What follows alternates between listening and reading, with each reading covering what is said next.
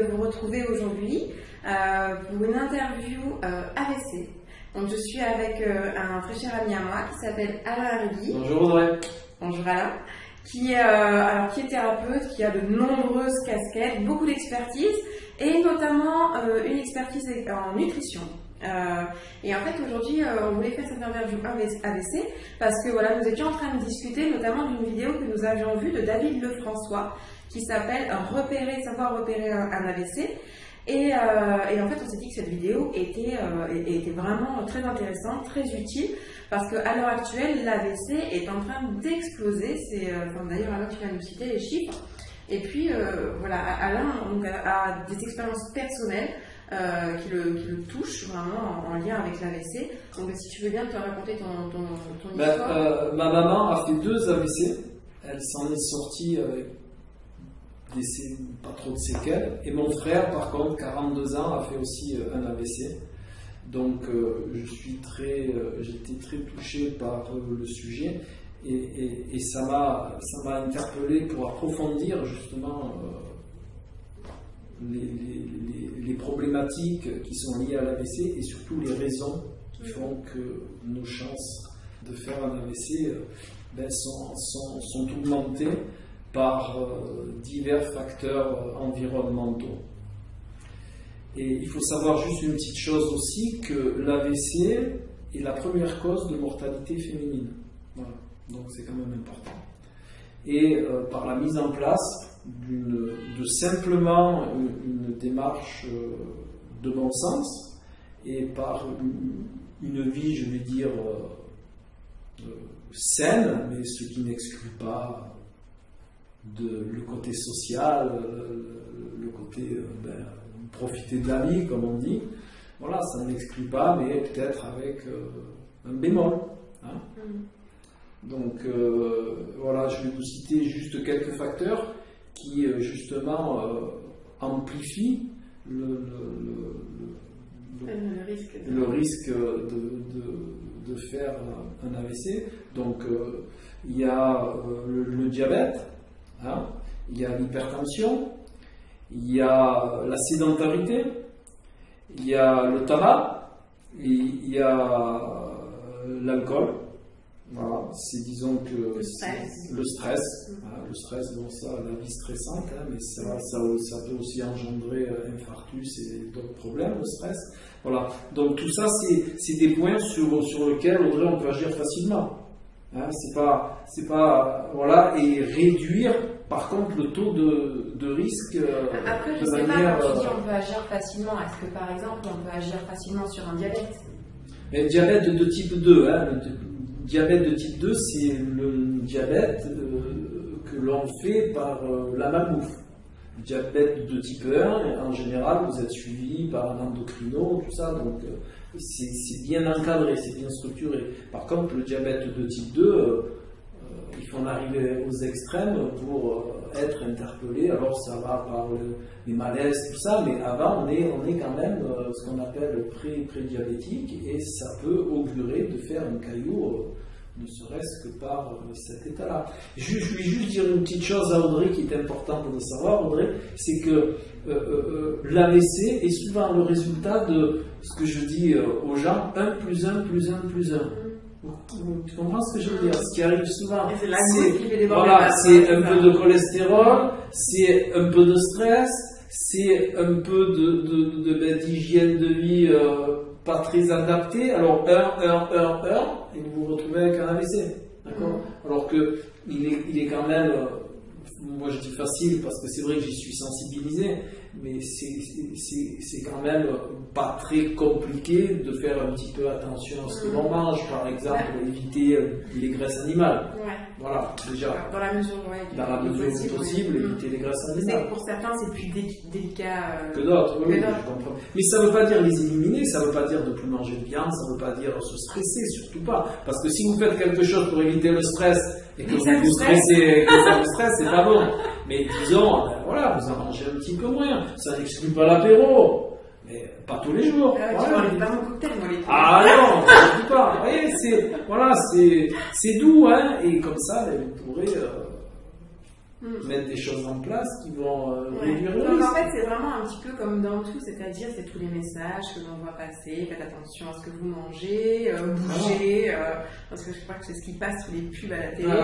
Et donc ça tient vraiment à du bon sens, mais vraiment l'objet de cette vidéo, le pourquoi, parce que finalement les mêmes causes produisent les mêmes effets, c'est-à-dire que tous les excès d'une façon générale conduisent à telle ou telle maladie, mais voilà.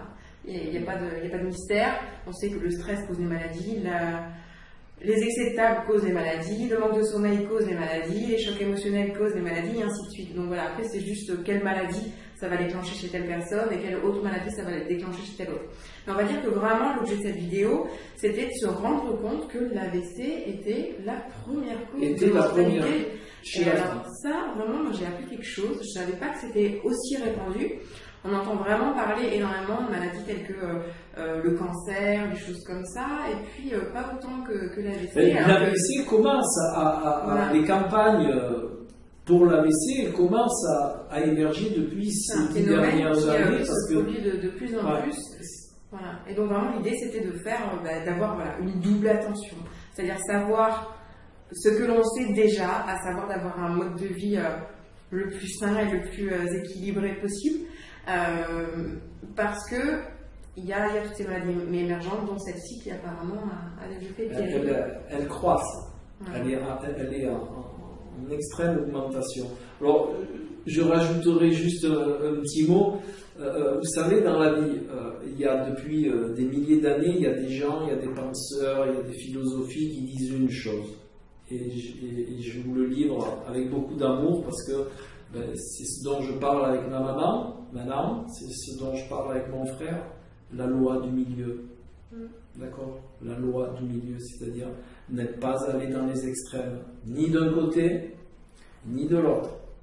Si on reste dans le milieu, dans l'équilibre, regardez la nature, c'est un vaste équilibre, eh bien, restons dans l'équilibre.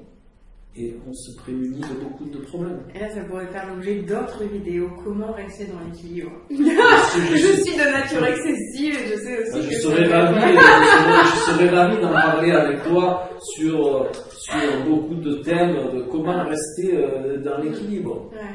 C'est vraiment... c'est vrai. Parce que finalement, toutes ces choses-là, on le sait. Tout le monde le sait.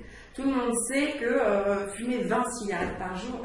ça a des conséquences. Tout le monde sait que par l'apéro tous les jours, ça a des conséquences. Tout le monde sait que mener une vie stressée de 6h du matin à 21h le soir, ça a des conséquences. Et pourtant, tout le monde le fait. J'ai envie de te dire, Audrey, chaque cas est personnel, en plus, mais il y a toujours une problématique derrière. Donc, si on enlève la problématique, on retrouve son état d'équilibre. C'est tout simple. Vous savez, la vie, en réalité, Audrey, et je le dis aussi à tout le monde, la vie, elle est simple. C'est nous qui la compliquons. D'accord ? Regardez la nature. La nature, ce que vous en percevez, c'est simple. Regardez l'univers, les planètes, elles tournent, tout tourne, l'arbre, il pousse. Ça vous paraît compliqué ? Non. Parce qu'il n'y a rien qui vient compliquer.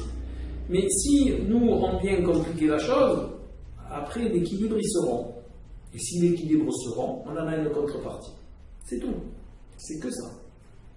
Donc, on pourra faire une vidéo sur chaque équilibre, qu'il soit alimentaire, émotionnel, mental, et les choses, on peut les réguler. Vous savez, il y a une chose dont on discute souvent avec Audrey, c'est qu'on a un atout majeur.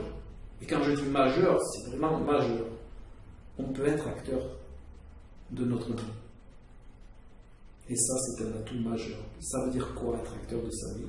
Ça veut dire tout simplement que l'on peut changer ce que l'on veut. Il suffit juste de le vouloir. C'est d'en avoir les ressources. Hein. Moi, je ne trouve pas que c'est aussi évident que tu le dis.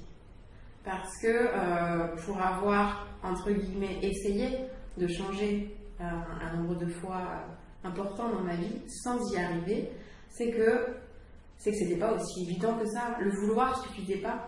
Et donc, je sais en même temps que tu es aussi un grand spécialiste de l'inconscient. et tu sais bien que s'il y a quelque chose à l'arrière-plan que tu veux pas, la volonté, le conscient de faire tout ce qu'il veut, ça veut pas, ça lâche pas. Et donc à partir de là, le changement n'est pas aussi simple que ça. Je suis tout à fait d'accord avec toi, mais quand je dis on est acteur et que l'on peut changer ce que l'on veut, pour moi, alors c'est vrai, je ne voulais pas expliciter, et je vais te l'expliciter, c'est quand on a le niveau de conscience et quand on conscientise la chose. À partir de ce moment-là où on peut changer. D'accord ? Si on ne conscientise pas, je vais vous citer un exemple parce que rien ne vaut l'exemple. Si je bois 3 apéros par jour, je rentre à la maison, je bois 3 pastis. Mais sur la côte, donc c'est 3 pastis. Voilà. Mais tant que je n'ai pas pris conscience que c'est nocif, pourquoi je changerais quelque chose? D'accord? À ce moment-là, je n'ai ni besoin de changer quelque chose. Et si je me force à ne pas boire mes 3 apéros, ça va être frustrant. D'accord? Alors que si mes ressources, par ma prise de conscience que 3 pastis par jour c'est trop parce que ça contient de l'alcool, parce que ça contient beaucoup de sucre le pastis, d'accord? Si je conscientise ça dans mon être intérieur, que c'est nocif pour moi, à condition que je ne sois pas dans une autre problématique, parce qu'une autre, par exemple, que de sadomasochisme, c'est-à-dire je ne m'aime pas, donc je me fais du mal. On admet là-dessus qu'on est une personne un petit peu pas dans cette problématique-là. Donc par la prise de conscience que l'on se fait du mal, ben, on a le moyen d'arrêter, puisqu'on a la ressource maintenant et on a le niveau de conscience qui va avec. D'accord. Alors là, quiz. Est-ce que tu penses que toutes les personnes qui font leurs courses dans les grandes enseignes, on ne citera pas les noms, et qui achètent toutes ces barquettes et qui se nourrissent de toutes ces barquettes, et c'est vraiment le quotidien de millions de gens en France, ne savent pas que c'est toxique pour elles? Alors, il y a 2 problématiques. La première, c'est que il y en a qui le savent mentalement. C'est-à-dire, mentalement, ils disent, ah tiens, là, il y a beaucoup de sucre, mais ils n'ont pas la portée. C'est pas descendu dans ce que je vais dire, dans leur fort intérieur, dans leur être intérieur. D'accord? Ça reste au niveau mental. Tiens, ça, c'est pas très bon, mais bon, je peux en manger. Alors, comme je t'ai dit tout à l'heure, si vous mangez une fois de ça, c'est pas grave. Mais ça sera ça, plus l'apéro, plus le machin, et tout ça rassemblé, ben, ça fait un problème. Voilà. Mais il faut bien séparer le mental qui dit bon, bah, ça c'est pas bon, voilà, de toute façon il faut bien mourir de quelque chose, voilà, ça c'est mental. D'accord? Voilà, ça reste là. Mais je pense que c'est un petit peu la façon dont nous fonctionnons. Vraiment. Beaucoup de gens fonctionnent comme ça. Au niveau alimentaire, au niveau écologique, au niveau économique. Voilà, on sait qu'on va dans le mur, on y va quand même, quoi. Mais c'est pour ça que l'expérimentation est importante et c'est pour ça que la vie, je dis que moi la vie elle est bien faite. Pourquoi? Je prends l'exemple de ma maman, parce que ça me touche et je l'ai vécu, donc il n'y a rien de mieux. Voilà. Ma maman était une gourmande, d'accord? Vous connaissez, ces biscuits fourrés d'orange et de chocolat, vous connaissez ça? Ah oui, attends, comment ça s'appelle ces trucs? C'était les Pims. Les Pims. Voilà. Bon, ça, beaucoup de sucre, beaucoup de graisse, voilà. 2 AVC.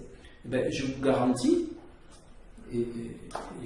vraiment, je vous le garantis, en ayant expérimenté un AVC, ça n'a pas changé. D'accord? Elle a récupéré, ça va, il n'y a pas eu de prise de conscience, parce que c'est quelque chose de très dur. Donc si on met le doigt dedans, ben, ça engendre beaucoup de remue-ménage. Mais par contre, deuxième AVC, les pins, ils ont disparu. Hein. D'accord? Voilà. Les pins, les autres tablettes de chocolat. Alors le chocolat, c'est bon, à petite dose. Vous voyez ce que je dis? 1 plus 1, pins plus chocolat, plus beaucoup de pâtes avec du beurre. Alors j'ai rien contre le beurre, un petit bout de beurre c'est bien, mais les 3 à la fois, ça commence à peser, puis le reste, d'accord? Voilà. Ben, maintenant, ma mère, elle achète des avocats, elle mange des noix, d'accord? Du poisson, des légumes.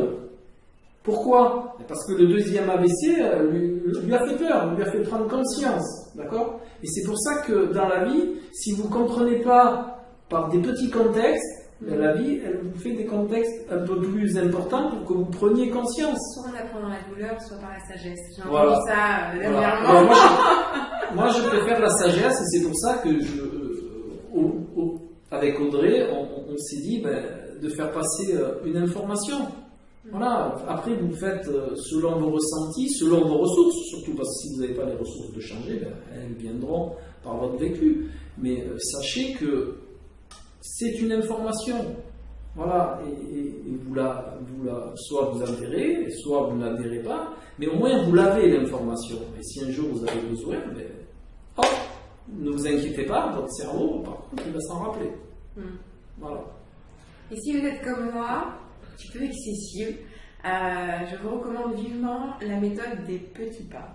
Un pas à la fois en direction de votre objectif. Il faut juste que votre objectif soit clair. Voilà, vous adorez les films, ben, vous commencez à, je sais pas moi, vous en mangez un demi-paquet par jour ou un paquet par jour, ben, vous réduisez de 1 chaque jour ou tous les 3 jours, enfin, à votre rythme et aussi un petit peu dans tous les aspects de votre vie. Et voilà, pas de se mettre. Également, il y a énormément de choses que j'ai essayé, c'est-à-dire d'essayer de dire tout ça c'est pas bon, j'arrête tout en même temps, etc. Puis c'est décourageant, on n'y arrive pas. Et c'est frustrant. Donc, exactement. Et c'est stressant.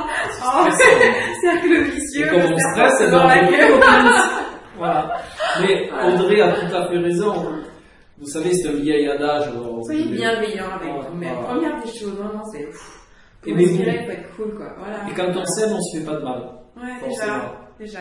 Et même ce qui est censé nous faire mal, on fait déjà beaucoup moins de mal quand on n'a pas ce stress intérieur.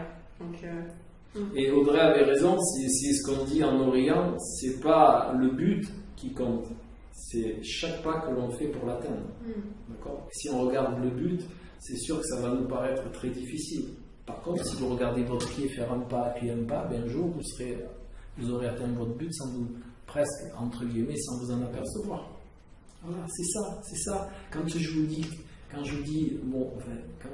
j'explicite que les choses sont simples, c'est parce qu'il faut les prendre avec une certaine, comme l'a dit Audrey, avec une certaine sagesse. Si on regarde le sommet de la montagne, ça va nous paraître très loin. Mais par contre, si vous regardez votre pied, si vous regardez son pied, c'est simple, vous avancez d'un pas. Et puis dans un temps, on s'en fout le temps que ça prend. Dans un temps, vous serez en haut de la montagne. Et vous l'aurez gravi avec facilité. Tout le plaisir de vous y voir sur le chemin. Voilà, tout dépend du regard que l'on pose sur ce que l'on fait. Pensez-y. Eh bien, merci Alain. Ben, merci à toi Audrey, ça me touche beaucoup de pouvoir faire passer ces informations qui m'ont touché de vrai. Voilà. Merci aussi à vous de nous avoir suivis.